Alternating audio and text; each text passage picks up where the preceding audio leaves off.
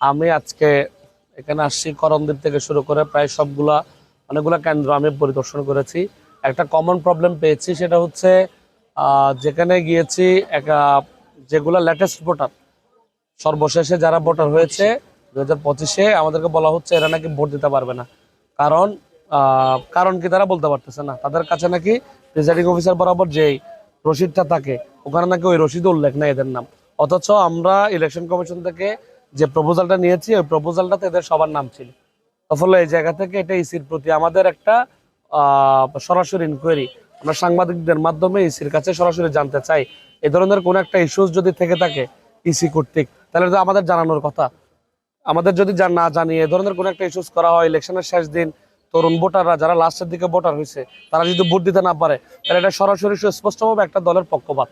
আমরা ওই দলের নাম বলতে চাই না, আপনারা জানেন। তো ফলে ওই জায়গা থেকে আমরা আপনাদের মাধ্যমে ইসি বরাবর প্রশ্ন করতে চাই, প্রিসাইডিং অফিসার বরাবর প্রশ্ন করতে চাই, রিটার্নিং কর্মকর্তা বরাবর প্রশ্ন করতে চাই।